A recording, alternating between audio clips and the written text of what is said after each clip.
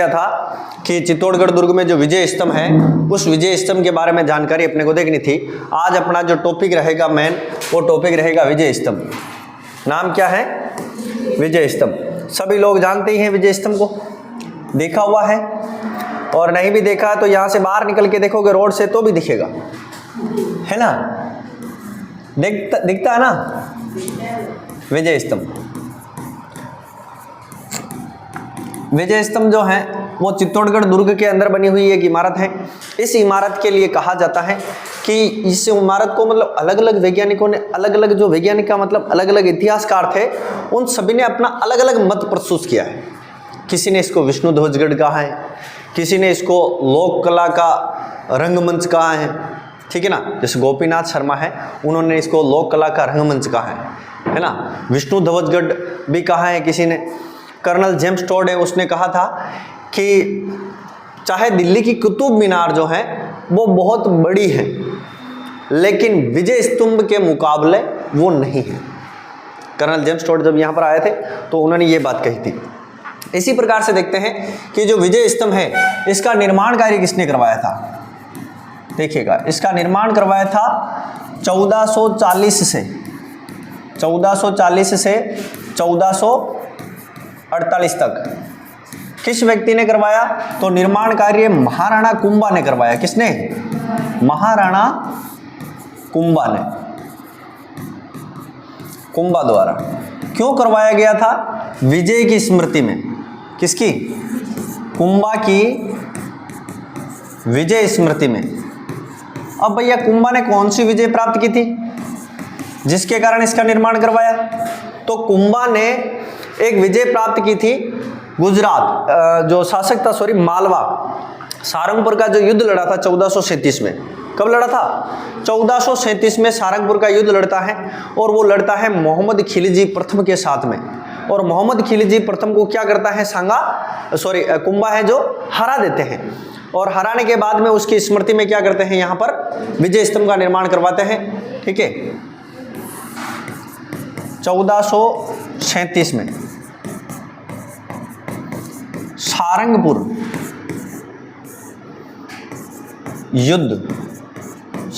युद्ध की विजय स्मृति में, ठीक है ना? और विजय स्मृति जो है 1437 का युद्ध किस किस के बीच में हुआ था? ये हुआ था कुंभा वर्सेस मोहम्मद खिलजी प्रथम। मोहम्मद खिलजी प्रथम। ये कुंभा की यहाँ पर जीत होती है, इसकी हार हो जाती है। इस वजह से इसने इसकी स्मृति में यहाँ पर विजय स्तंभ का निर्माण करवाया था, है ना? इन बातों को, सामान्य बातों को पहले नोट कर लीजिएगा आप लोग, फिर उसके बाद में जो अगली बातें हैं उनको देखते हैं।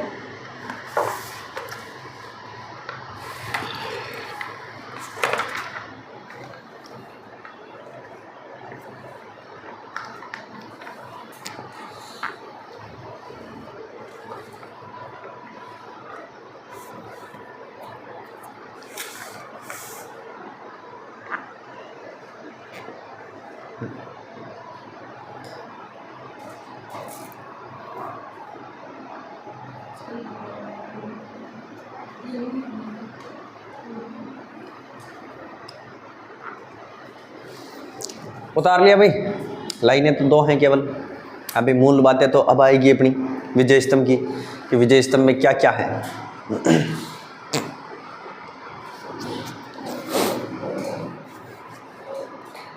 छाप लिया?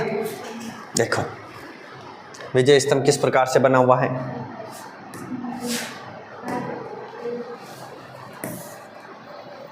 इस प्रकार से विजय स्तंभ बना हुआ है। कितने मंजिला है?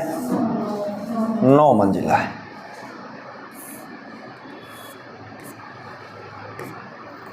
एक, 2, 3, 4, 5, 6, 7, 8 में, ठीक है? ये विजय स्तंभ इस प्रकार का बना हुआ है। सबसे पहली बात तो क्या लिख सकते हैं? 9 मंजिला।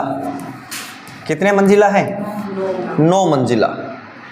इसके ऊपर इसकी मंजिलों को विशेष ध्यान रखना पड़ेगा आप लोगों को, क्योंकि इसकी हर मंजिल पर अलग अलग देवी देवताओं की क्या बनी हुई है, मूर्तियां बनी हुई हैं, ठीक है ना।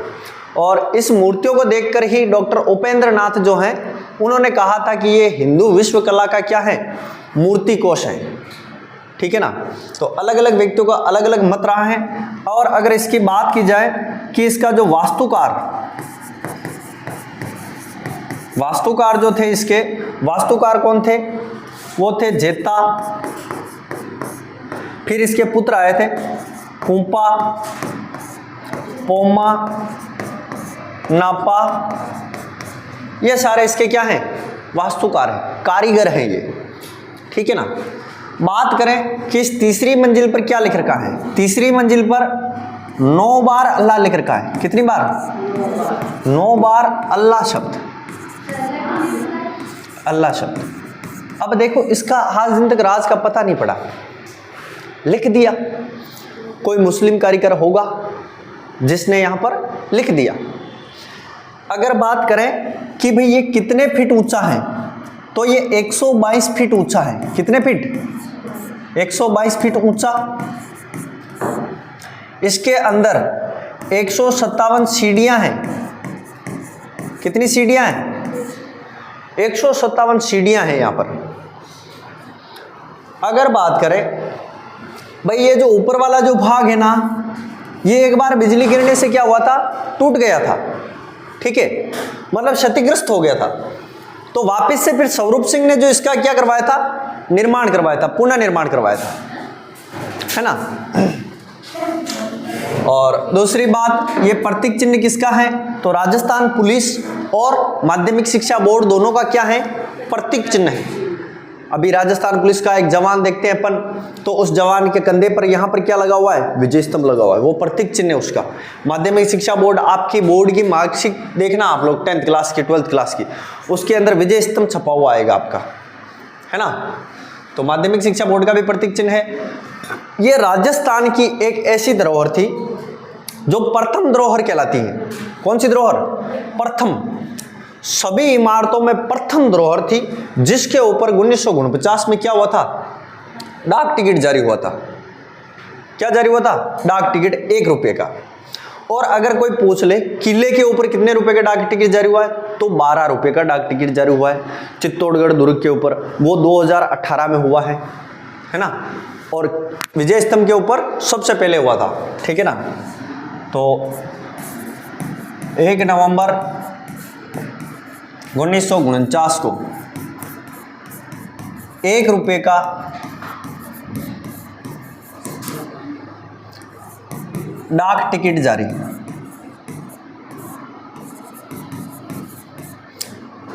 ऐसा कहा जाता है कि ये राजस्थान की प्रथम इमारत थी जिसके ऊपर डाक टिकट जारी हुआ, ठीक है ना। राजस्थान की प्रथम इमारत, इमारतों में सबसे प्रथम इमारत है जिसके ऊपर डाक टिकट जारी हुआ है, ठीक है ना। छापो इतनी सी बात। और भी चीजें इसी के अंदर अपन ऐड करते हैं, क्या क्या रह गई है, जो एक बार इनका छाप लो इनको पहले।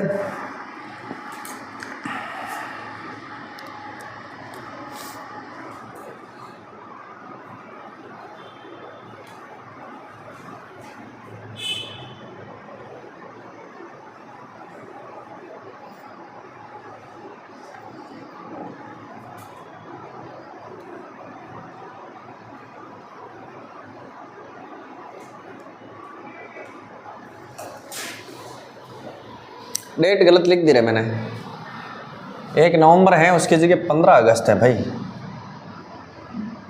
हाँ 15 अगस्त, 15 अगस्त है।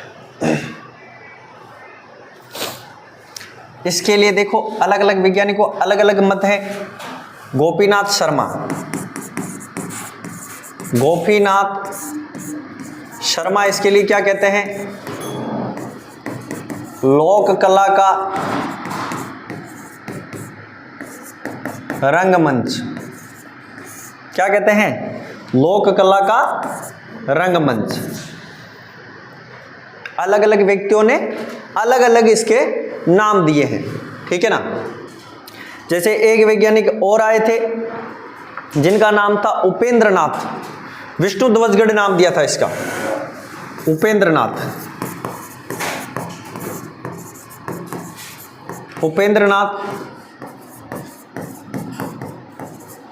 विष्णुध्वजगढ़।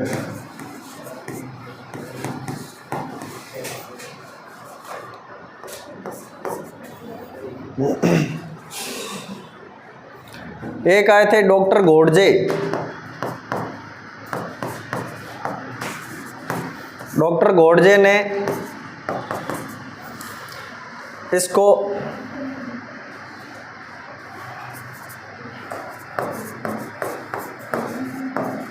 मूर्तिकला का विश्वकोश,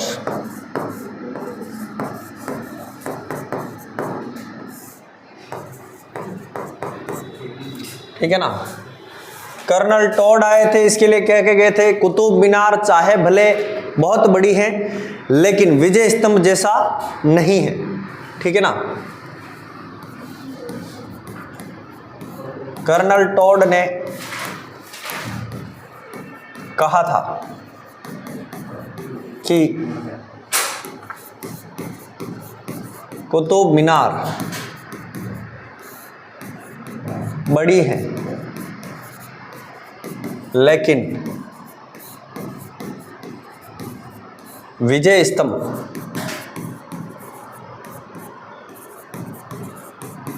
अलग ही है। ऐसे क्वेश्चन को एग्जाम में पूछा जाता है, कंपैरिजन के लिए कहा जाता है कि कुतुब मीनार से एक तुलना किसने की थी, किस मतलब जो अपना इतिहासकार था उसने की थी, ठीक है ना। तो इसके लिए पूछा जाता है बार बार।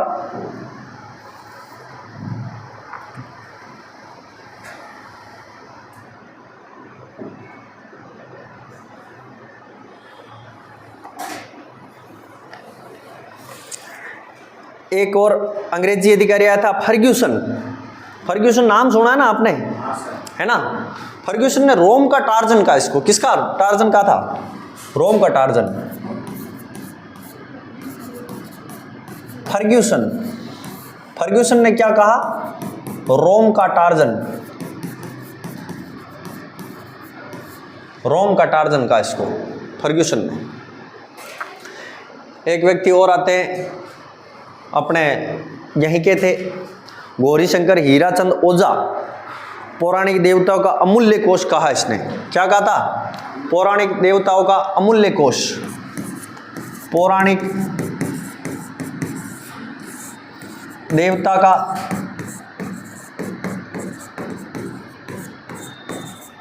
अमूल्य कोश। और किसने कहा था, गौरी शंकर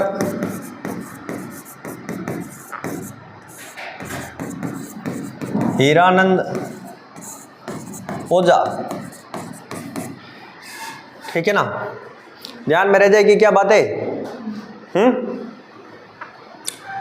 अगर और भी बातें देखें इसकी कि और क्या विशेषता है तो और भी पूछा जा सकता है कि भाई विजय स्तंभ जो है वो कितने वर्ग स्क्वायर फीट पर फैला हुआ है, ठीक है ना। तो ये 47 स्क्वायर फीट, कितना, 47 वर्ग फीट पर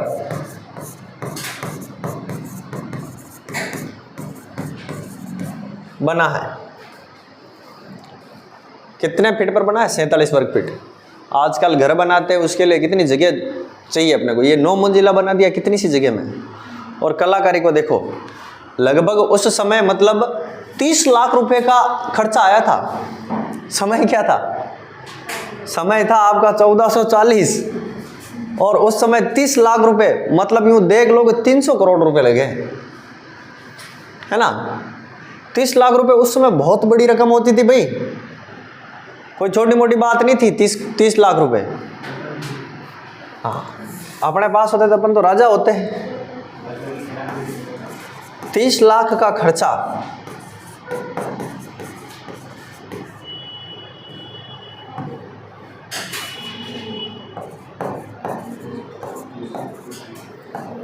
खर्च महाराणा कुंभा के पास में बहुत पैसा था,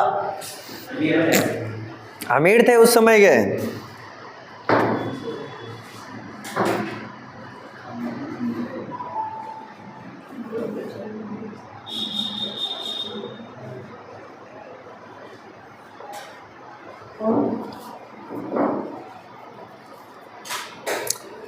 अब देखो यहाँ पर एक मतलब प्रशस्ति लगी हुई है, जिस प्रशस्ति को कहते हैं कीर्ति स्तंभ प्रशस्ति। क्या कहते हैं उसको? कीर्ति स्तंभ प्रशस्ति।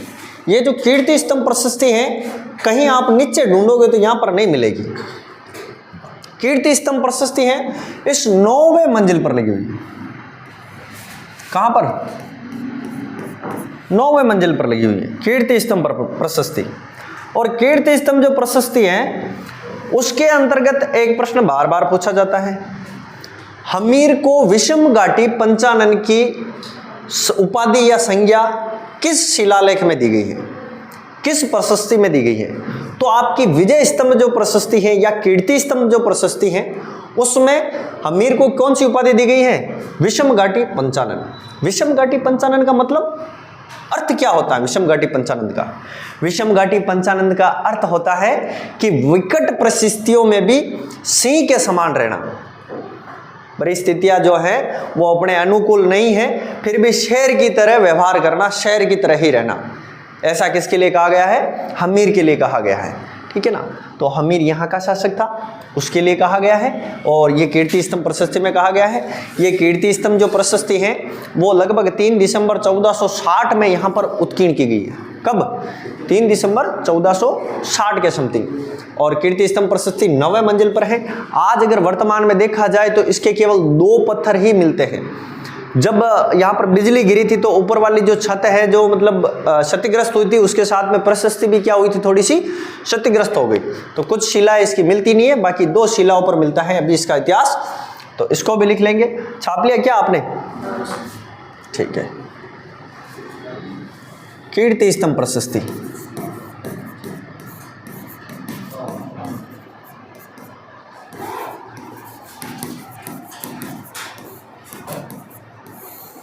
कीर्ति स्तंभ प्रशस्ति।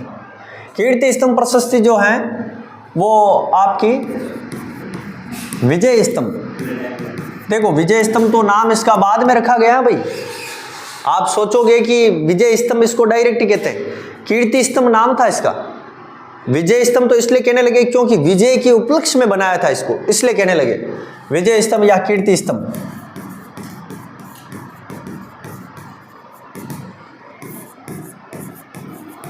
रचनाकार कीर्ति स्तंभ जो प्रशस्ति है उसका रचनाकार कौन है? तो अत्रि भट्ट। कौन है? अत्रि भट्ट। और इसका पुत्र आया था, उसने इसको पूर्ण किया था, महेश भट्ट।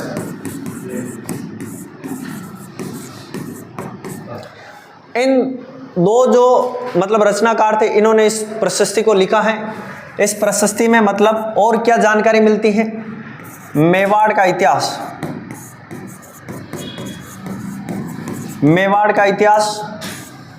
और इस प्रशस्ति में हमीर को विषम घाटी पंचानन, विषम घाटी पंचानन की उपाधि दी गई है।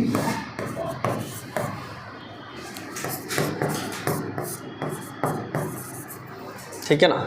और विषम घाटी पंचानंद का अर्थ होता है विकट परिस्थितियों में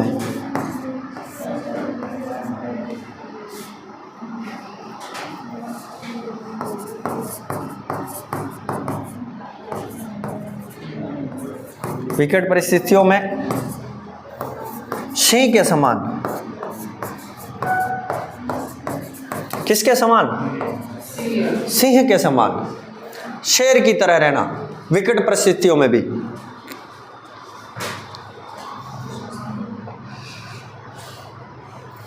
और कब का शिलालेख है? तो मैंने बताया था ना 1460। ये भी लिख लो। ठीक है ना? ये हो जाएगा अपना विजय स्तंभ कंप्लीट।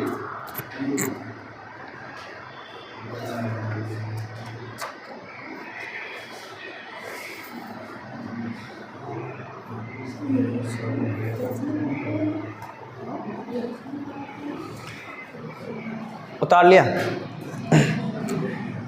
इस प्रकार से अपना जो चित्तौड़गढ़ दुर्ग जो है वो एकदम कंप्लीट संपूर्ण तरीके से संपन्न है। आप लोग इसको एक बार पढ़ें, अगर जाएं तो जरूर देख के आए इन चीज़ों को। कॉपी लेके जाओगे, कॉपी लेके जाने की जरूरत नहीं भैया, 2 बार पढ़ लोगे तो वैसे याद हो जाएगा, है ना।